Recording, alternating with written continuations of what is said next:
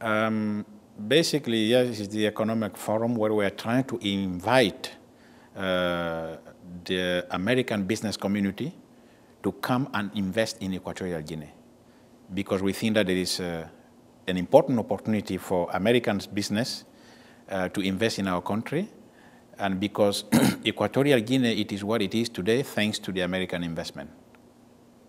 Could you tell us in what ways it's important to invest? Okay, the importance is both ways. Let's start by Equatorial Guinea. You may know, I don't know if you participated in the meeting, but Equatorial Guinea is a country that has a story, a long story. This country got independence in 1968. By the time we got our independence from Spain, the country was practically broke. We did not have universities. We had only one professional with a bachelor degree level. And after that, we got 11 years of a dictatorship from the first administration. And then the president that we have now, Obiang Nguema Bazogo, he assumed the responsibility of the country in 1979. You can imagine that after 200 years of colonial era, where the country was totally destroyed, plus 11 years of dictatorship, it was practically difficult to start to boost the economy. When the president Obiang Nguema Bazogo took power, things were very difficult. We did not have any means to even develop the country, let alone educate the country.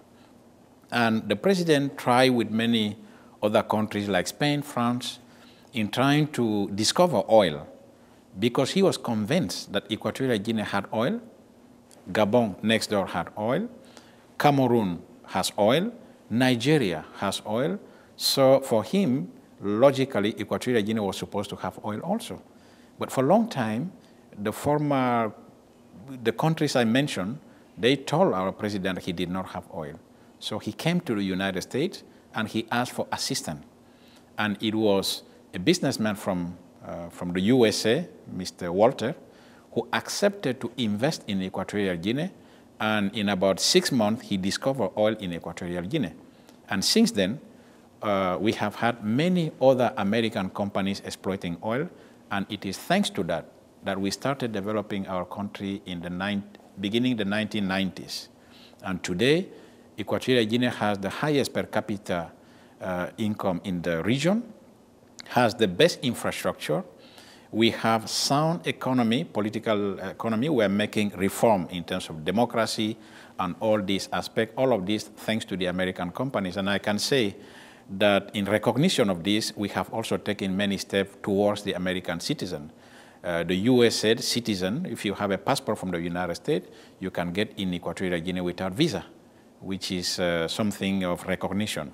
This is on the side of Equatorial Guinea, but for the American business, you have an opportunity in Equatorial Guinea because these oil companies, they go and they have some benefits for doing business in Equatorial Guinea.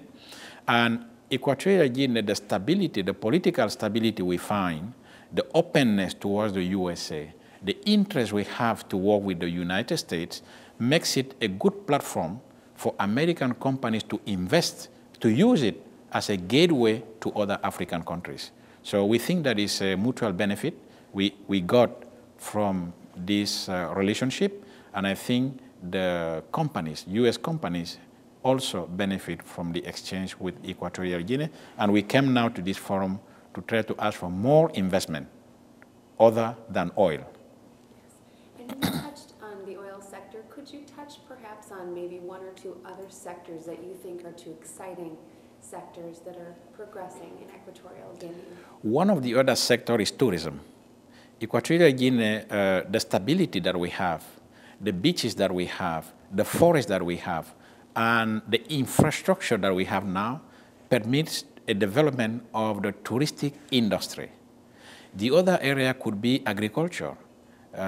This is a country that is blessed with forest, with land, and we do not have the necessary expertise to exploit the agricultural sector.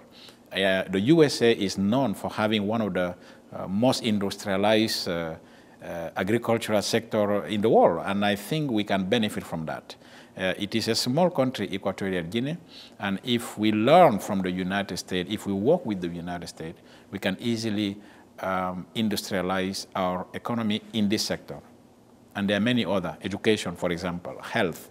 Right now, as a Minister of Foreign Affairs yesterday, I signed an open sky agreement with the United States. So there will be companies. We now have an airline that will be traveling to the United States and vice versa.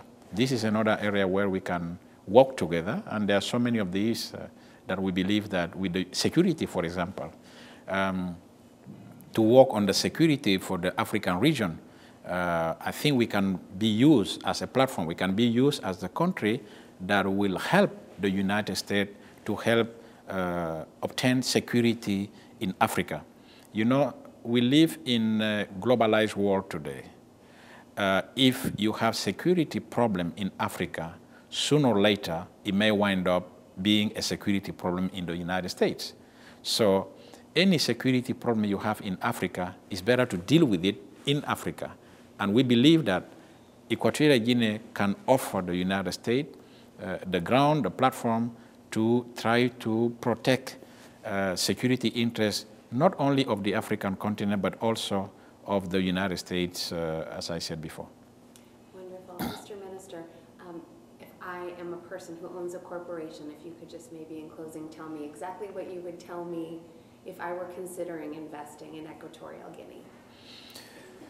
I think one thing I will say that Equatorial Guinea has all the ingredients for investing in Africa today. We have sound economy. We have the highest rate of growth in the whole African countries. We have political stability. We have democratic institutions that are developing. And we have the willingness of the government of Equatorial Guinea to work with the United States. These are key ingredients, and also we have the market. You see, Equatorial Guinea is a country of only 1 million people. However, we do belong to regional, to the region. One of these regional communities is CEMAC, C-E-M-A-C. And here you have about 300 million people. And among all of these, if you use Equatorial Guinea as a platform, then you can somehow sell your products to this community. To that, Equatorial Guinea has also become recently an active member of the Portuguese-speaking countries. And there you have about 250 million people.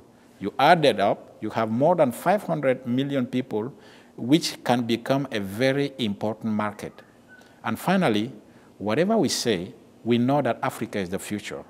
We have the people, we have the purchasing power, and the future is in Africa.